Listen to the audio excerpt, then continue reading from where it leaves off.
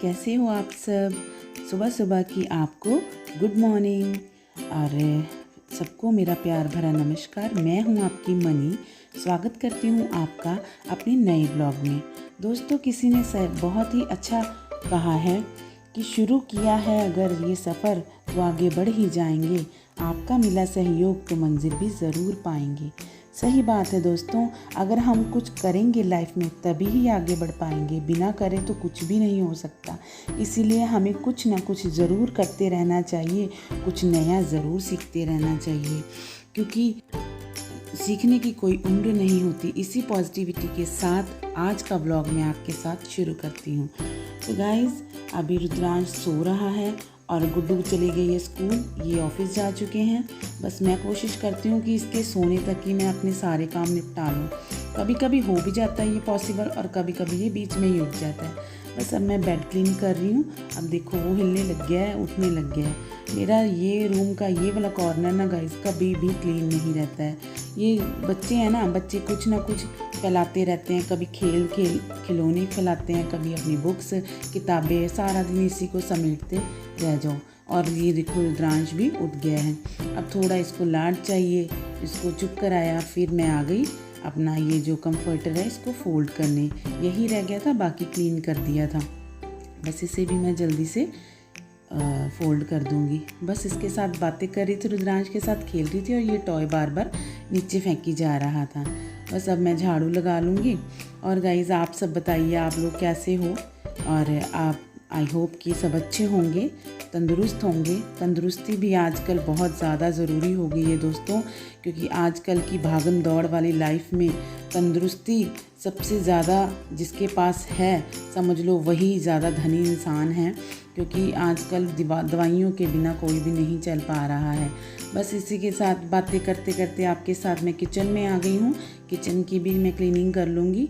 ये ना बास्केट मेरी जब भी सही करो फिर बिखर जाती है, क्योंकि एक हाथ नहीं होता। जैसे कभी गुड्डू आ जाती है या कभी ये आ जाते हैं तो वो सामान बिखरा हो ही जाता है। बस अभी मैं गैस क्लीन कर लूँगी।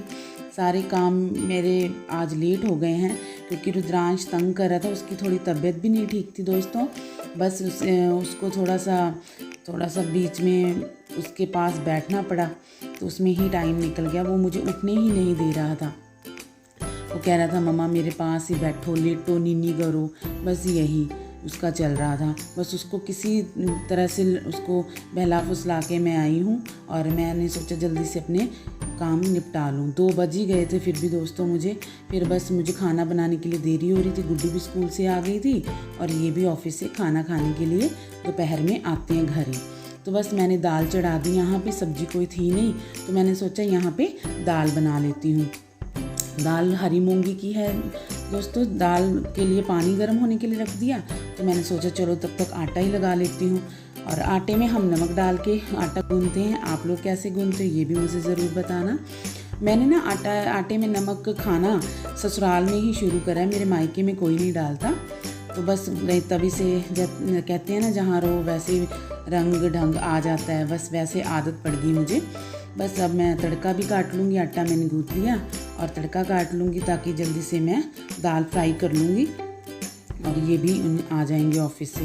तो जल्दी इनके पास टाइम नहीं होता गाइज़। फटाफट आते हैं, जल्दी से कहते हैं मेरा खाना लगाओ, जल्दी से खाते हैं और चले जाते हैं। बस यहाँ तड़का लगा रही हूँ प्याज और हरी मिर्च टमाटर का।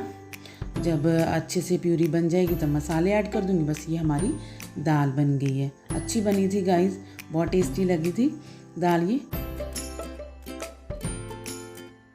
यहाँ मैं बस साथ ही साथ चपाती सेक लूँगी ताकि रुद्रांश का कोई पता नहीं कभी भी रोने लग जाए। वैसे वो रो ही रहा था बीच बीच में। मुझे उसे जाके ना कभी टॉय देने पड़े थे, कभी उसके खाने का कोई सामान देना पड़ रहा था। बस उसके साथ ही मैं ये सारी रोटियाँ सेक लूँगी। और बस अब मुझे होली के लिए पापड़ भी बनाने थे और बारिश का मौसम बना हुआ है, बादल आए हुए हैं। जो सोचो वो वैसा कभी होता ही